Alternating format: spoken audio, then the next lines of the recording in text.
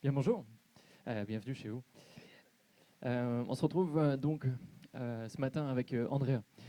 Andrea qui va nous partager une partie de sa vie, une grande partie de sa vie qui je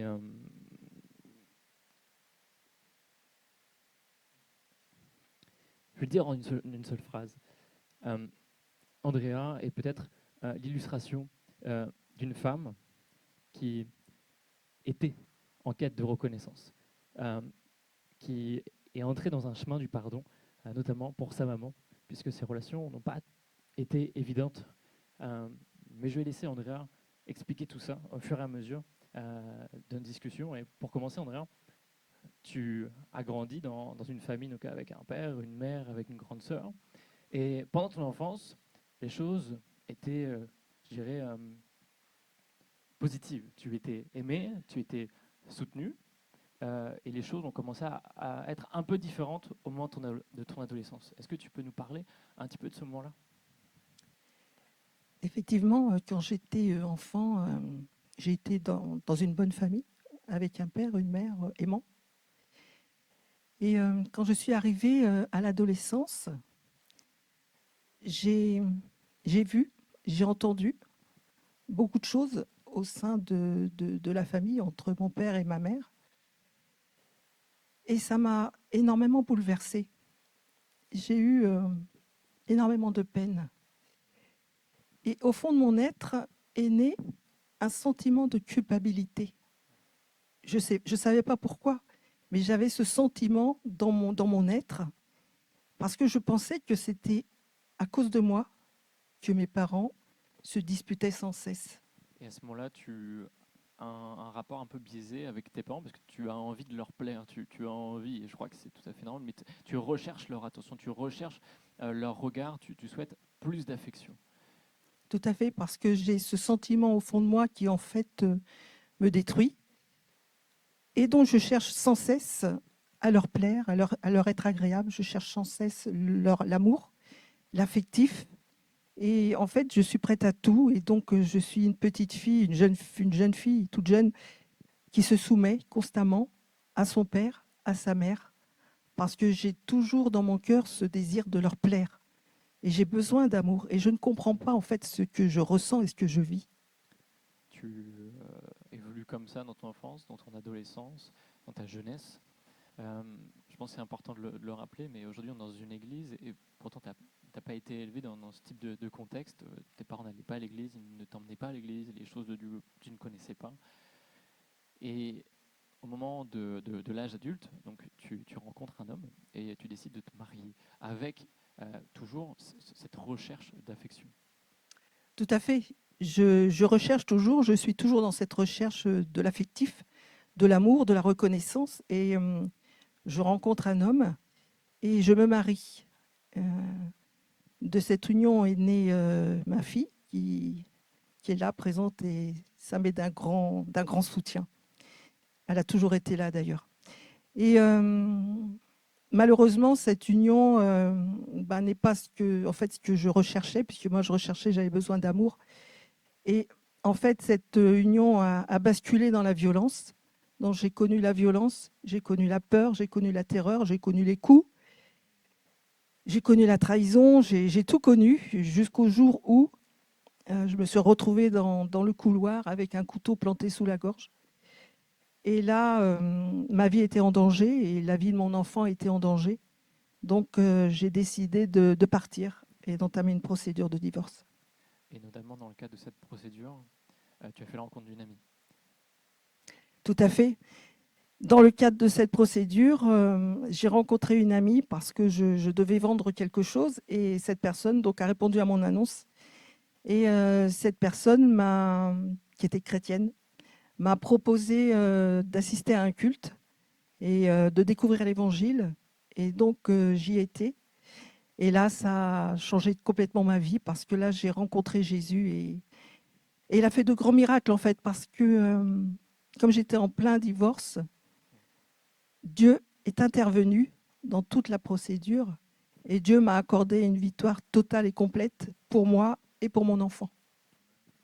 Et c'est la première étape finalement la première étape majeure dans ton chemin avec Dieu. Donc c'est cette première victoire avec Dieu et les choses avancent, le temps file et je me permets de te donner peut-être l'année entre 2008 et 2009. Donc tu es avec ta fille et ton cher papa a des ennuis de santé. Et donc il y a ces sentiments d'enfance qui reviennent, à savoir la volonté de plaire, la volonté d'être vu, d'être aimé. Comment est-ce que tu réagis à ce moment-là, quand ton papa a des ennuis de santé? Alors effectivement, en 2008, mon papa commence à avoir des problèmes de santé. Donc moi, en tant que fille, je voulais être auprès de mon papa. Donc j'ai tout fait pour lui apporter beaucoup d'amour, beaucoup de présence. Mais mon comportement ne plaisait pas du tout à ma maman.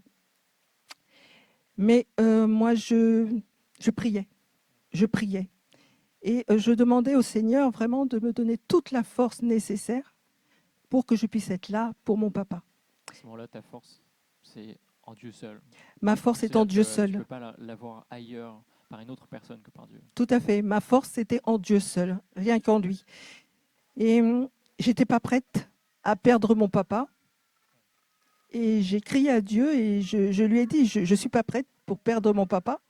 Et mon papa, d'ailleurs, n'était pas prêt non plus pour partir. Et je voulais mon papa pour Dieu. Donc, dans sa grâce, Dieu nous a accordé une année de plus. Et durant toute cette année, j'ai parlé du Seigneur à mon papa. Forte tension, beaucoup d'opposition, puisque, je le répète, ça ne plaisait pas du tout à ma maman. À ce moment-là, tu lui parles de Dieu. Qu'est-ce qu'il en fait? Alors, je lui parle de Dieu. Il m'écoute. Il est très attentif. Et au dernier moment de sa vie, je suis avec lui tous les jours, jour et nuit. Et j'avais demandé au Seigneur de me faire la grâce d'être avec lui jusqu'à son dernier souffle. Et Dieu m'a fait la grâce d'être avec lui puisque mon papa est mort dans mes bras. Et Dieu a accepté le Seigneur. Amen. Amen. Il a accepté le Seigneur. Et ça, c'est vraiment la puissance de Dieu. C'est la grâce de Dieu, c'est l'amour de Dieu, c'est la fidélité de Dieu. Amen. Toi, tu le laisses, tu le soutiens, tu l'accompagnes. Tu l'as dit, c'était pas quelque chose d'évident quand on regarde les années qui étaient avant ce moment, les années qui passaient. Et ta mère donc n'était pas tout à fait heureuse avec cette décision, avec les discussions que tu avais avec lui. Et après son départ, comment est-ce que ta mère est avec toi? Comment est-ce qu'elle réagit? Je perds donc mon papa au mois d'août 2009. On revient de l'enterrement, on revient du cimetière, on revient à l'appartement. Et là, ma maman me dit, tiens, voilà, je te donne ça. C'était de ton père. Un paquet de bonbons Vichy et un chausse-pied.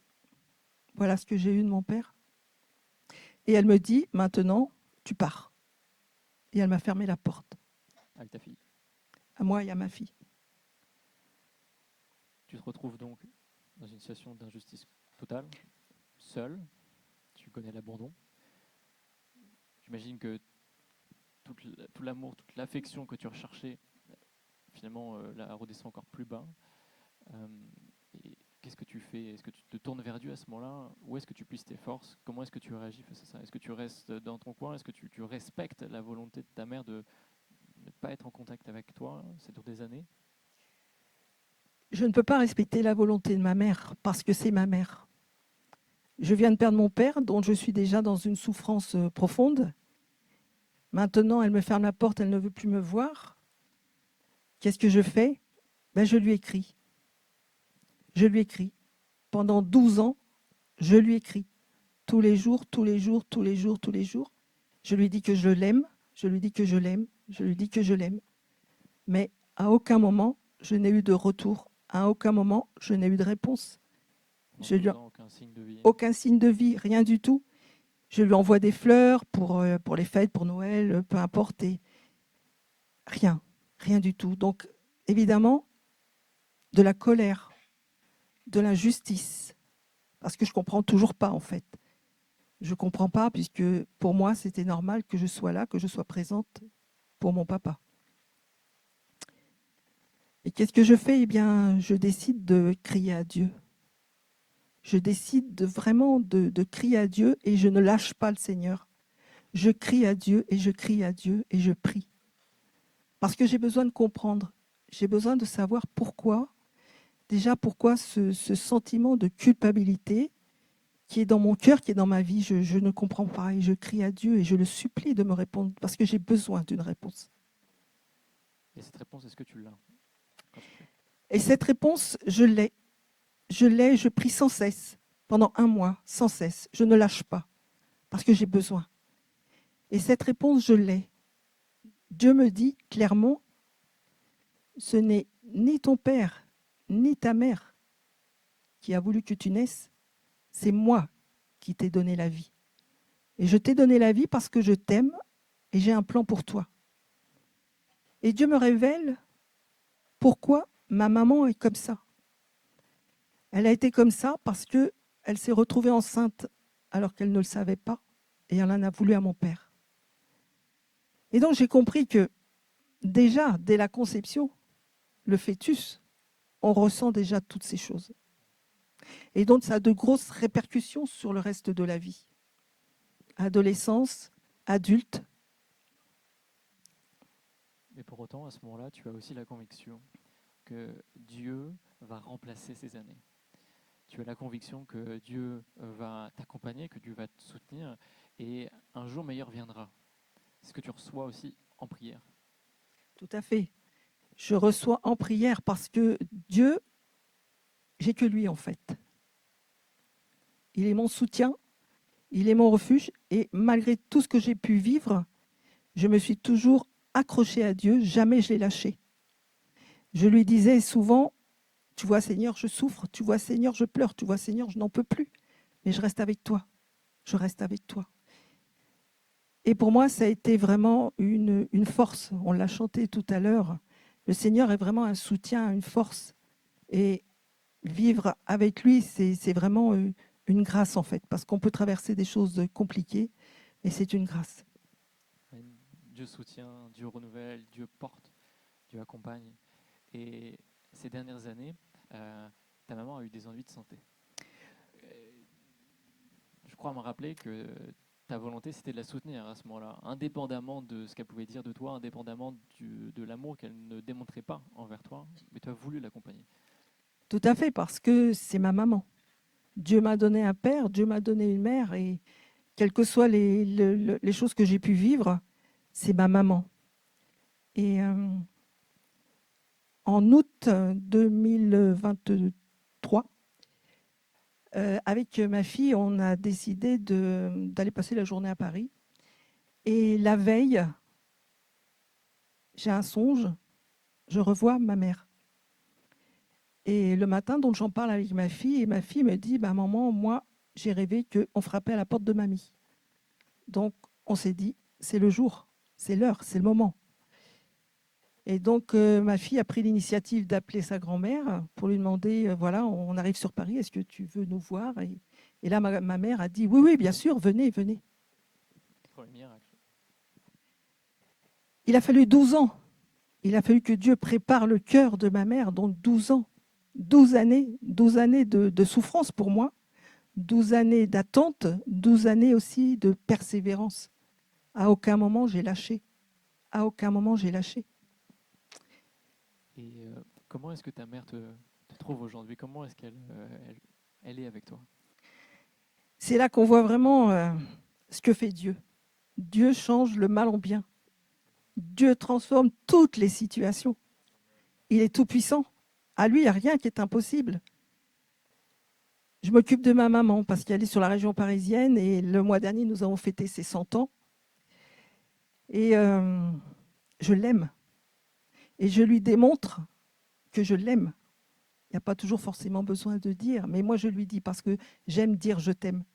Tous les jours de ma vie, ma fille, elle a 36 ans, tous les jours depuis sa naissance, tous les jours, je lui dis je t'aime. Il n'y a pas un seul jour où je lui dis pas que je l'aime. Tous les jours, je lui dis je t'aime. Et ma petite maman, je l'aime. Et on se revoit donc au mois d'août. Et au mois de septembre, on m'appelle en urgence pour me dire qu'il fallait que j'arrive parce que ma maman vient d'être hospitalisée. Donc je pars sur Paris et donc maman est tombée, elle s'est cassé le col du fémur. Elle doit aller ensuite pour se remettre en santé. Mais maman ne veut pas, elle refuse. Et elle me supplie de rester avec elle, chez elle. Là, je demande l'avis des médecins. Et les médecins me disent, si vous restez H24, il n'y a pas de problème, vous pouvez. Et donc tu restes au chevet de ta maman pendant plusieurs mois, loin de chez toi, pour la soutenir, l'accompagner, lui démontrer l'amour de Jésus finalement. Tu me disais que en étant auprès d'elle, tu cherchais à faire ce que Jésus lui-même aurait fait, donc à la pardonner. Parce que même si tu étais là pendant toutes ces semaines-là, tu n'étais pas toujours très tendre avec toi malgré tout, alors que tu avais pris du temps, tu avais déménagé de manière temporaire. Tu fais tout ça pour elle. Je fais tout ça pour elle parce que j'aime ma maman et parce que c'est ce que Dieu me demande de faire. Donc je le fais vraiment avec un cœur rempli d'amour pour elle. Tu honores ton père et ta mère jusqu'au bout. Tout à fait, tout à fait. J'ai honoré mon père jusqu'au bout et j'honore ma mère et je vais l'honorer jusqu'au bout. C'est ce que Dieu nous demande et c'est merveilleux en fait ce que je vis aujourd'hui. C'est merveilleux parce que ma maman a des mots pleins d'amour pour moi et elle est infiniment reconnaissante que je sois là, que je m'occupe d'elle. Et elle m'a remerciée il n'y a pas longtemps en me disant « Je te remercie ma fille pour tout ce que tu fais pour moi parce que tu me permets d'avoir une belle fin de vie. » Les mots qu'elle n'a jamais eu, une reconnaissance comme ça qu'elle n'a jamais eu peut-être dans les 30 dernières années, c'est évidemment là la grâce que Dieu te fait de l'avoir soutenue. Et aujourd'hui, tu entends ces mots-là de ta mère. C'est pour moi un témoignage finalement que Dieu est grand, ça c'est certain, que Dieu est capable de renverser la tendance dans nos familles, dans nos relations, d'apporter de la paix, d'apporter le réconfort, de venir te donner les sentiments que tu recherchais aussi. Et tout ça parce que tu as cherché à faire la volonté de Dieu, accompagner, soutenir, aimer, pardonner. Mais je ne résiste pas à te poser une dernière question, parce que probablement qu'aujourd'hui il y a ici des Andrea, peut-être qu'il y a ici des personnes qui ont une situation peut-être conflictuelle, une attente particulière vis-à-vis d'un parent, vis-à-vis d'un ami. Qu'est-ce que toi, tu pourrais leur dire? Qu'est-ce que tu aurais aimé entendre il y a 30 ans et que tu n'as pas entendu? On traverse tous des périodes compliquées dans nos vies. Moi, ce que j'ai envie de dire, ayez confiance en Dieu. Mettez toute votre confiance en Dieu parce que Dieu est fidèle, parce que Dieu est le Dieu Tout-Puissant, parce que Dieu est vivant, parce que Dieu, il nous voit, il nous entend, il connaît notre vie du début jusqu'à la fin. Et parce que c'est Dieu qui va transformer votre vie. C'est Dieu qui va faire de votre vie un chef-d'œuvre. Et ça, il n'y a rien de plus beau en fait. Et vraiment s'appliquer à plaire à Dieu et à faire ce qu'il nous demande. Parce que si on plaît à Dieu, si on fait ce qu'il nous demande, obligatoirement derrière, il y a la bénédiction. Amen. Merci beaucoup, Andrea. Merci. Je connaissais le témoignage, mais de le réentendre, waouh. Je ne sais pas ce que les uns et les autres vous avez retenu de ce qu'on a entendu. C'était pas léger, c'était la vraie vie. C'était la vraie vie qu'on a entendue, c'était la vraie vie. Et non seulement la vraie vie, mais la façon dont Dieu peut encore faire de grandes et profondes actions dans nos vies. Amen. À la lumière de ce qu'on a entendu, j'aimerais qu'on entende une deuxième histoire, cette fois-ci issue de la Bible. C'est vraiment peut-être au final deux histoires similaires. C'est toujours la façon dont Dieu transforme une vie. On l'a entendu pour Andrea. J'aimerais qu'on l'entende. On va lire ensemble un passage. C'est dans Marc au chapitre 5. J'aimerais qu'on puisse lire ensemble ce passage. Voici comment commence cette histoire.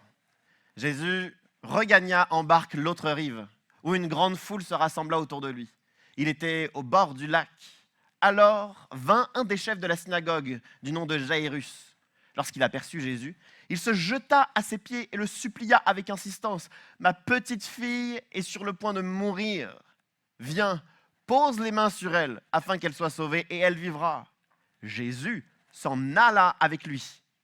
Une grande foule le suivait et le pressait de tous côtés. Et on fait une petite pause dans cette histoire. Voici comment commence cette histoire. Cette histoire commence parce que Jésus, à cette époque, allait de ville en ville, de village en village. Il avait tout un tas de rencontres. Et parmi toutes ces rencontres, il y a celle-ci. Un homme du nom de Jairus qui s'approche de Jésus. Il a une démarche particulière. Il se jette aux pieds de Jésus pour lui demander de sauver sa petite fille. Se jeter aux pieds de quelqu'un. Je crois ne l'avoir jamais fait. J'ai posé une fois un genou à terre, mais se jeter aux pieds de quelqu'un, je ne l'ai jamais fait. C'est une démarche qui est forte, qui est puissante. Et Jairus, alors qu'il se jette aux pieds de Jésus, il supplie pour sa fille. Attention, on n'est pas dans une histoire légère, parce qu'il ne dit pas que sa fille a un petit bobo, un petit problème léger. Non, non, sa fille est tellement malade qu'elle est sur le point de mourir. Et je vois ce cœur de père qui est prêt à se jeter publiquement aux pieds de quelqu'un pour supplier pour la vie de sa petite fille. Je suis vraiment touché par ce Jairus qui supplie. Mais d'un autre côté, il y a une expression que j'ai envie de mettre en évidence. Le texte nous dit que Jairus est un chef de synagogue. Et pour ceux qui connaissent globalement ce contexte, les chefs de synagogue comme Jairus ne sont pas du tout des amis de Jésus. Ce ne sont pas des partisans de Jésus. Ils ne font pas partie du groupe de Jésus. Le groupe religieux à laquelle Jairus appartient déteste profondément Jésus. Ils sont jaloux de la fraîche notoriété de Jésus, alors que Jésus annonce des bonnes nouvelles, il transmet l'espoir, la vie, il change la vie de foule entière. Eh bien, ce groupe religieux est jaloux de la notoriété de Jésus, alors il y a une haine qui monte en eux. Et c'est eux qui, après 3 ans, forts de cette haine, vont être à l'initiative de la crucifixion de Jésus. On ne parle pas donc d'un groupe qui aime Jésus, mais c'est un groupe qui déteste Jésus. Et Jairus, il n'est peut-être pas le premier à détester Jésus, mais il fait partie de ce groupe. Et qu'est-ce que le texte nous dit? Jairus se jette aux pieds de Jésus. Ce n'est donc pas naturel pour Jairus d'avoir ce genre de démarche. Jairus n'est pas habitué aux enseignements de Jésus, il n'est pas habitué à être attaché à Jésus, il n'est pas habitué à prier Jésus. Non, il est dans un tout autre monde, rien à voir avec cette habitude de se tourner vers Jésus. Et pourtant, il le fait. Pourquoi? Pourquoi quelqu'un qui fait partie d'un groupe qui déteste Jésus va finalement voir Jésus? Pourquoi? Moi, je me mets à la place de Jairus. Quand nos enfants sont malades, certainement que c'est déjà arrivé à 90% d'entre nous, quand nos enfants sont malades, la première chose que l'on fait, pour les hommes, on appelle notre épouse pour lui demander quoi faire. Pour les épouses, elles vont dans la salle de bain chercher les médicaments. Et ensuite, on fait les premiers traitements. Et quand le lendemain, on se rend compte que la maladie n'est pas partie, on prend un rendez-vous chez le médecin. On se dit, il y a peut-être le problème de santé est un peu plus important que prévu. On prend rendez-vous chez le médecin et puis le médecin donne des traitements et diagnostics. Et quand une semaine après, nos enfants sont toujours malades, on se dit, oh là là, le problème est en train de gagner en intensité, on va aller voir un spécialiste. Et quand on va voir le spécialiste et qu'après les semaines et les mois s'enchaînent, le diagnostic, les médicaments ne font toujours pas effet, on se rend compte alors que la maladie gagne encore en intensité. Et si nos médicaments, notre médecin généraliste, nos spécialistes n'ont toujours pas fait effet, on commence à chercher tout un tas d'autres solutions. On écoute tous les conseils, on regarde des reportages, on va sur Internet, on demande à tous les experts, les savants, on teste peut-être même des choses ésotériques, on cherche des solutions. Et à un moment donné, il y a des situations comme celle de Jairus où on a beau tout essayer, tout tester, le problème demeure. Combien d'entre nous, je suis tellement dans la peine quelquefois face à certaines situations où le problème est là. Un conflit, une oppression professionnelle, une blessure qui détruit à petit feu notre cœur, notre quotidien, notre vie. Des traumatismes passés qui nous enchaînent et qui nous empêchent de vivre réellement et de nous projeter vers l'avenir. Des dépendances qui nous lient et qui intoxifient notre quotidien. Tellement de problématiques. Et quand on prend conscience de ce problème, on n'est pas des fous, on n'est pas des sados. On essaie évidemment de s'en sortir. Et on essaye, et on cherche des solutions, et on avance, et on se bat. Et quelquefois, on se rend compte que ça ne change rien. Et on passe d'experts en philosophie, en méthode, encore et encore. Et quelquefois, on se rend compte que rien ne bouge, rien ne change. Et c'est certainement parce que Jairus a tout essayé, sauf une chose. quelque chose qui n'est pas du tout cohérent avec ce qu'il entend, avec ce qu'il vit, avec son groupe religieux, mais il ose aller vers Jésus. Après tout, il a tout essayé. Et je sais que c'est ce que certains ont fait. Et je sais que c'est ce que j'ai réussi. Et je sais aussi c'est ce que moi j'ai fait. À un moment donné, quand face à certains problèmes, on voit que petit à petit, on est en train de mourir à petit feu, on essaye tout, on fait tout et ça ne change pas. À un moment donné, serait-il possible d'essayer quelque chose d'autre? Jésus. Il y a dans ce passage une phrase qui me parle particulièrement. Le texte nous dit que Jésus s'en alla avec lui. Jésus va donc avec Jairus. Jairus, à sa fille, va retourner dans sa maison et donc Jésus va l'accompagner chez lui. Je suis vraiment intrigué parce que je me dis que Jairus, faisant partie d'un groupe qui n'aime pas du tout Jésus, sont les anti-Jésus, c'est des religieux qui sont jaloux de la notoriété de Jésus. À cause de tout ça, Jésus ne devrait pas si facilement accepter la requête de Jairus. Imaginez Jairus, appartenant au groupe anti-Jésus, il s'approche, Jésus devrait lui dire « Écoute mon petit Jairus, toi et ton groupe qui me menacez tous les jours, qui me piégez tous les jours, qui me persécute moi et mes fidèles. Écoute Jairus, j'entends ta requête, mais tu vas commencer par l'étape numéro 1. Et voici les 36 étapes, les 36 conditions que tu vas devoir répondre. Et peut-être qu'après cela, j'accepterai d'aller chez toi. Et peut-être que publiquement, Jairus, tu vas devoir faire ça. Tu vas commencer à devoir dire ça et demander pardon. Et voici tout ce que tu vas devoir faire, Jairus. Et peut-être qu'après ça, j'accepterai d'aller chez toi. Mais ce n'est pas ce que le texte nous dit. Le texte nous dit que quand Jairus se jette à ses pieds, il demande de l'aide pour sa fille. Qu'est-ce que Jésus fait? Il accepte et il va chez lui, sans condition, sans prérequis, sans étape. Et à ce moment-là, je ne comprends pas parce qu'honnêtement, Jairus est quand même loin de Jésus. Et je sais que certains d'entre nous, on est loin de Jésus. On est loin de ces choses religieuses, on est loin de ces choses spirituelles. On est dans une église, on prie. Certains, on ne prie pas. Dans une église, on chante. Certains, on ne chante pas.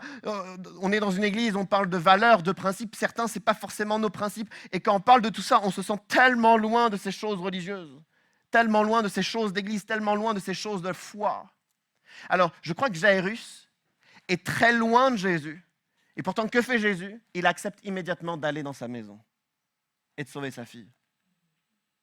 Il y a un principe subtil que j'aimerais mettre en lumière.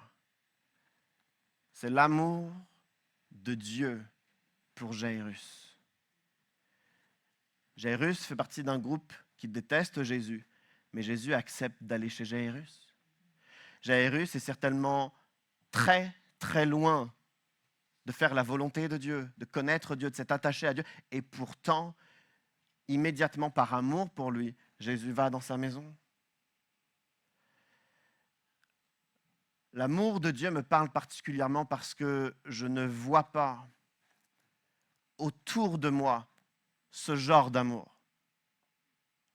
J'aime immensément mes enfants, j'aime immensément mon épouse, et puis tout un tas d'autres amis, de personnes autour que j'aime énormément. Mais l'amour de Dieu n'est pas de cette intensité. L'amour de Dieu est encore plus important. Et quand on tente d'imaginer, de décrire l'amour de Dieu, je crois qu'elle est insaisissable, elle est encore au-dessus de tout ça. Je crois que l'amour de Dieu est infini pour chacun d'entre nous. Et je crois que peu importe si on est loin, très loin, infiniment loin de Dieu, son amour pour nous le pousse à être prêt à effacer, à pardonner tout ce qui a pu être fait avant dans le but de rentrer chez nous, dans le but d'aller à notre rencontre. Moi, il y a certains enseignements de Jésus que j'entends et quand je les entends, je me sens infiniment loin de lui. Jésus, dans ses enseignements, a dit par exemple, « Il vous a été dit, tu ne tueras point. Mais moi, je vous dis que celui qui parle mal de son frère l'a déjà tué dans son cœur. » Alors j'aimerais poser cette question. Qui d'entre nous a déjà mal parlé, injustement, d'un frère, d'un voisin, d'un ami, d'un membre de la famille? Si c'est le cas, alors nous sommes disqualifiés. Jésus a dit dans ses enseignements, « Il vous a été dit, tu ne commettras pas d'adultère.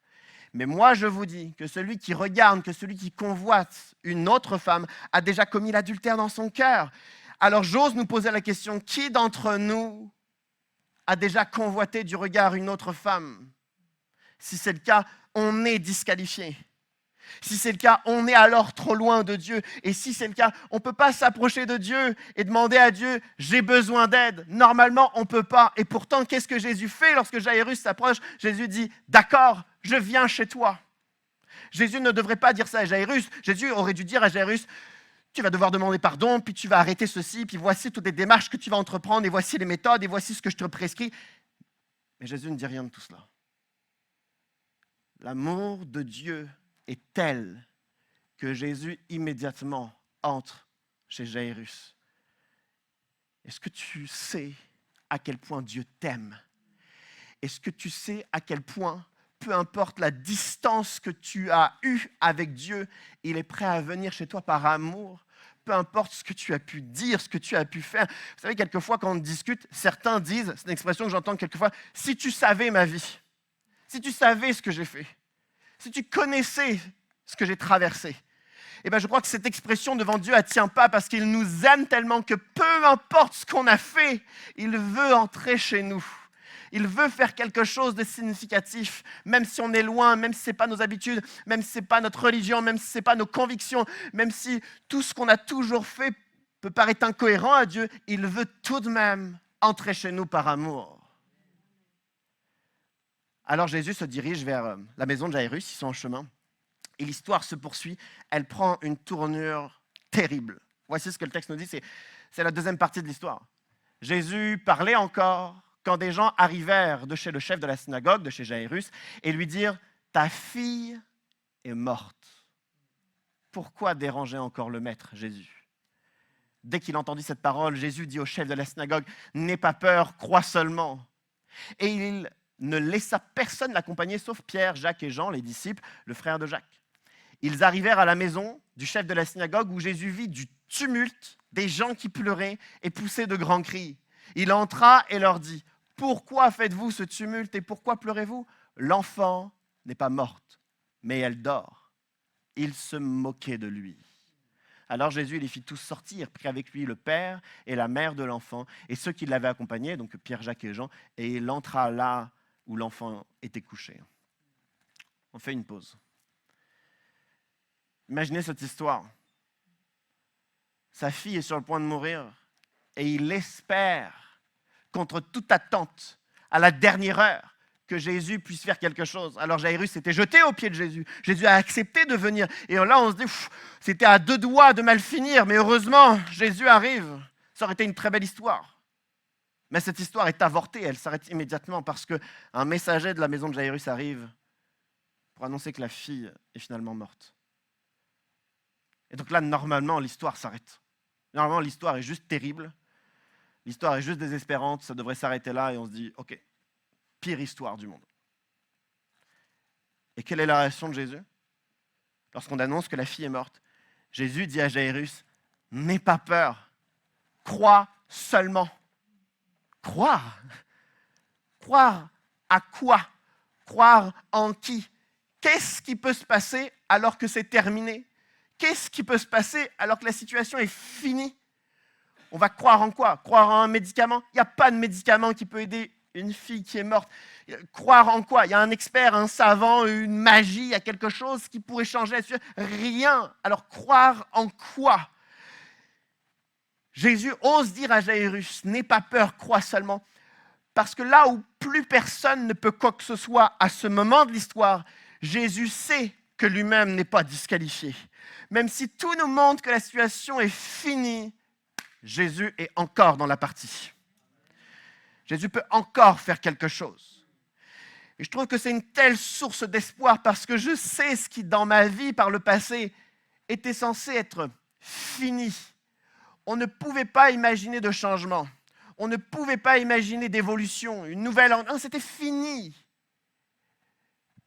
Mais dans la foi, alors qu'on continue de croire, alors qu'on continue de s'attendre à Dieu, Dieu a agi puissamment. On l'a entendu dans le témoignage d'Andrea. Après 12 ans d'absence de relation avec sa mère, tous ceux qui sont autour doivent certainement dire une chose. C'est terminé.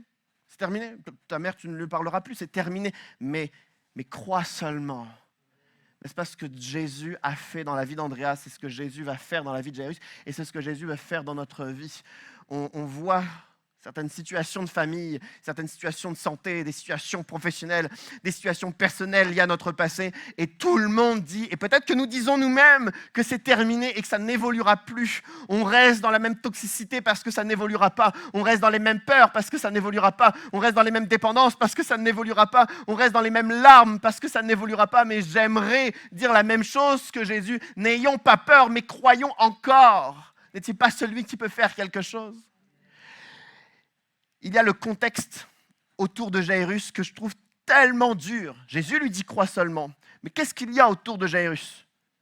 Il y a déjà la question du messager. Non, mais c'est qui ce messager? Il dit « ta fille est morte » et l'instant après, pourquoi déranger encore le maître? C'est qui celui-là? Et la première chose qu'il fait, c'est poser des questions. On n'a pas de réponse. Qui peut répondre à ces questions? Personne. On dirait que le messager est là pour entretenir l'incompréhension, l'injustice et la souffrance. Et puis l'instant d'après, alors que ils arrivent à la maison, ils voient tout un tas de personnes qui sont dans les larmes, dans les cris, dans le tumulte. Évidemment, des larmes. Cette fille est morte. Mais Jairus essaye de ne pas être dans cet esprit de mort. Il essaie d'être dans cet esprit de foi, de croire que quelque chose de différent peut arriver. Donc, il essaie d'être dans la foi, mais il y a tous ceux qui pleurent désespérément. Il essaie d'être dans la foi, mais il y a tous ceux qui sont désespérés. Il essaie d'être dans la foi, mais il y a tous ceux qui crient. C'est tellement dur de se positionner et de dire « je vais croire qu'il y aura un avenir pour le couple, je vais croire qu'il y aura un avenir pour ma santé, je vais croire qu'il y aura un avenir pour mes enfants. » Et d'un autre côté, tous ceux qui sont autour, ils sont là en train de crier leur désespoir. Et plus encore, alors que Jésus dit à ces personnes qui pleurent que cette fille n'est pas morte, mais elle dort. En réalité, concrètement, cette fille est morte, mais Jésus sait ce qu'il va faire. Il sait ce qu'il va faire. Et quelle est la réaction de ceux qui sont autour? Ils se moquent. Ils se moquent. Parce qu'ils ne croient pas un instant à la promesse de Jésus. À nouveau, Jairus essaye d'être dans la foi, il essaye de croire, et autour de lui, il y a des moqueurs qui viennent zapper sa foi, qui viennent fragiliser sa foi.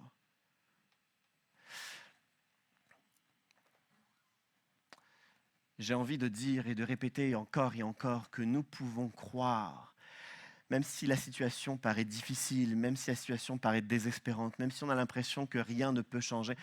J'aimerais nous inviter à croire, mais avec le lot de moqueurs, de personnes désespérées et de personnes qui entretiennent l'incompréhension.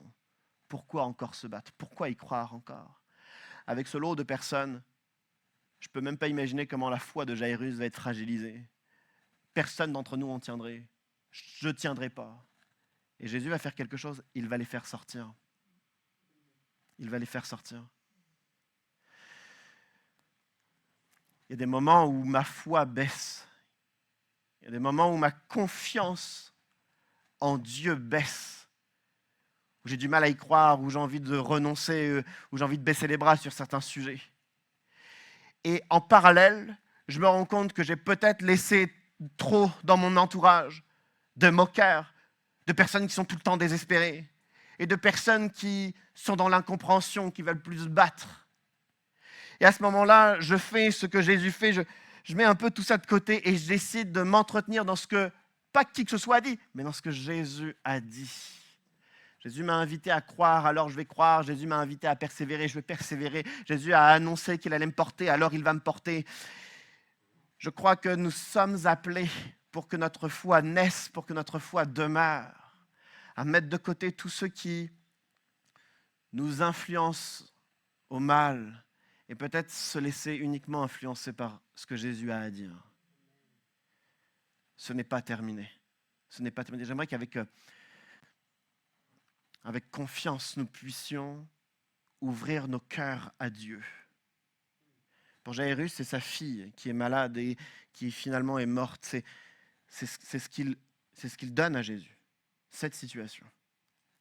Mais chacun d'entre nous, nous avons nos propres situations. Je ne connais pas vos situations. La personne qui est assise à côté de vous ne connaît peut-être pas votre situation. Mais vous savez Qu'est-ce qui est dans votre vie? Peut-être quel combat, quelle lutte, quelle fatigue, quel projet, quel traumatisme, quelle entrave vous avez. Vous connaissez cette situation et j'aimerais qu'avec confiance, vous puissiez oser la donner à Jésus. En disant, qu'est-ce que tu peux faire? Qu'est-ce que toi tu as dit? Il y a ce dernier passage, la dernière partie de cette histoire qui nous dit ceci. Jésus prit par la main la jeune fille et lui dit « Talita Kumi », ce qui signifie « Jeune fille, lève-toi, je te le dis ». Aussitôt, la jeune fille se leva et se mit à marcher, car elle avait 12 ans. Ils furent aussitôt remplis d'un grand étonnement. Effectivement, grand étonnement. J'ai envie d'être dans cette scène pour savoir comment moi-même je réagirais. Comment est-ce que vous seriez en train de réagir quand désespéré, après avoir cherché tous les experts, tous les médecins, tous les savants, toutes les ressources possibles, une situation ne fonctionnait pas, mais en allant chercher Jésus, comment il a ramené à la vie quelqu'un qui était mort? Comment on réagit? Est-ce qu'on pleure de joie? Est-ce qu'on saute de joie? Est-ce qu'on danse de joie? Est-ce qu'on crie de joie? Est-ce qu'on prend dans les bras tout le monde dans la joie? Je veux dire, quelle est notre réaction à ce moment-là? Je pense qu'il y a une réaction qui est folle, qui est démesurée parce qu'on n'y croyait plus. Mais Dieu l'a fait quand même. Parce que ce n'était pas possible.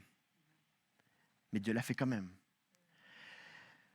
Parce que notre cœur ne pouvait pas se reconstruire. Mais Jésus a reconstruit notre cœur. Parce que les relations de famille étaient brisées. Et elles ne devaient pas se restaurer. Et pourtant, elles sont restaurées. Parce qu'on devait rester dans la peur. Mais finalement, nous n'avons plus peur. Parce qu'il y a un sentiment de rejet depuis si longtemps qui nous influençait. Et on devait rester affaibli par cela. Et finalement, on est libéré. Parce que personne n'y croyait, mais Jésus l'a fait quand même.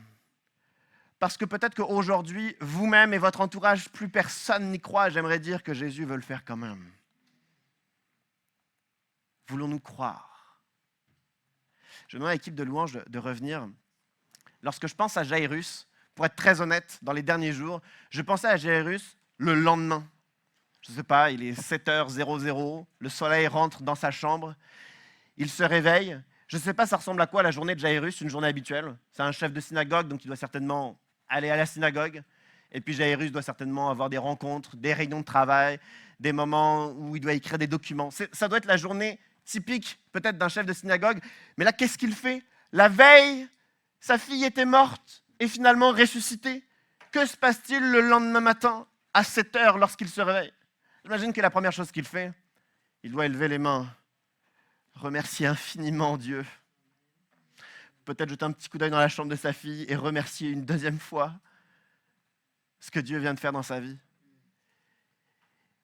Et ensuite, je me demande, qu'est-ce qu'il fait dans les minutes à venir? Après avoir remercié, que fait-il? Après tout, Jairus n'a plus de problème. Son problème était sa fille gravement malade qui finalement était morte. Maintenant, il n'a plus de problème. Sa fille va très bien.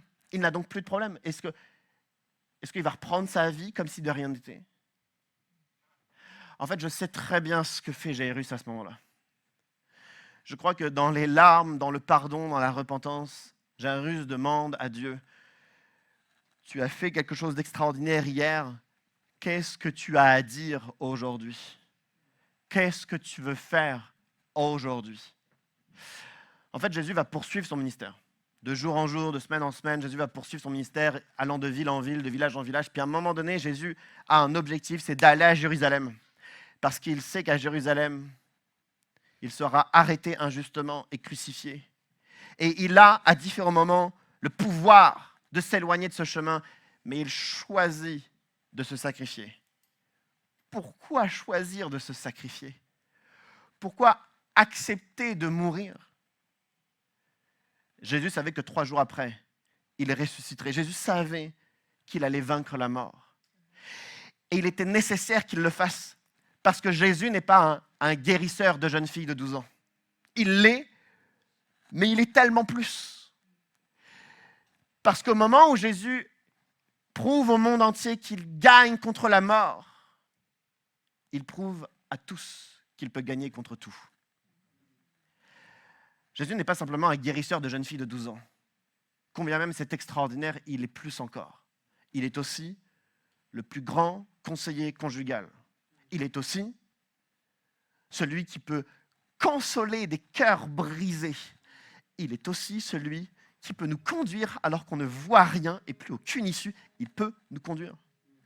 Il est aussi celui qui restaure ceux et celles qui n'ont plus de force pour avancer, plus de force pour se battre, plus de force pour parler.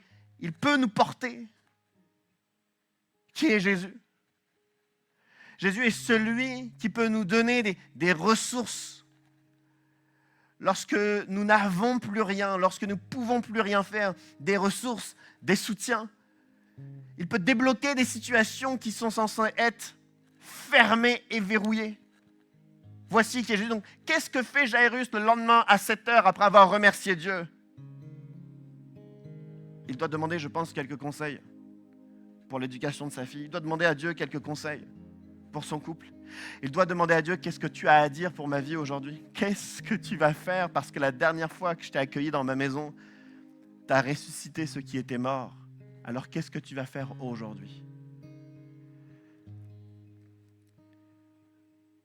C'est ce que j'essaye de faire depuis quelques années, de demander le plus souvent possible à Dieu, qu'est-ce que tu vas me dire aujourd'hui? Parce que, vous savez, dans la Bible, un des noms, une des expressions qui s'attache à Dieu, c'est que Dieu est un Père céleste. Et parce que Dieu est un Père, je sais que si je lui demande qu'est-ce que tu as à me dire aujourd'hui, il ne va pas se taire, déjà. Il ne va pas me dire n'importe quoi. Il va me dire ce dont j'ai besoin. Alors j'essaye le plus souvent possible de lui demander qu'est-ce que tu veux me dire aujourd'hui? Qu'est-ce que j'ai besoin d'entendre? Qu'est-ce qui doit changer? Quelle obéissance me demandes-tu? Parce que je sais que les dernières fois où Dieu a fait quelque chose dans ma vie, c'était souvent impossible, mais il l'a fait quand même. Une des raisons d'être de l'Église, c'est parce que si je suis tout seul à demander à Dieu tous les jours qu'est-ce que tu as à me dire, je sais que je suis pas du tout discipliné, bien trop faible, et je vais arrêter 2 semaines après. Mais l'Église existe parce qu'ensemble, on demande à Dieu qu'est-ce que tu as à me dire, qu'est-ce que tu as à nous dire. C'est la raison d'être de l'Église. On est ensemble dans la foi. L'histoire de Jairus me parle particulièrement parce qu'elle nous parle d'un homme qui est désespéré. La situation, elle est censée être terminée, finie, impossible à résoudre, mais Dieu est rentré dans la partie. Et même si c'était censé être sans solution, Dieu a ressuscité celle qui était morte. Jairus m'inspire parce que c'est pas son habitude de se tourner vers Jésus. Non, pas du tout. Il est à l'opposé de ça et pourtant il l'a fait quand même. Il a osé, il a essayé. Cette histoire me parle beaucoup parce que Jésus aurait dû renvoyer gentiment Jairus tellement loin de Jésus, tellement loin du cœur de Dieu. Mais ce n'est pas ce que Jésus a fait. Jésus l'a accueilli par amour. Alors cette histoire me parle et j'aimerais prier afin que cette histoire nous parle et qu'elle vienne s'enraciner en nous. J'aimerais à tout le monde de se lever et je vais simplement prier pour nous. Et puis ensuite, on chantera un dernier chant ensemble.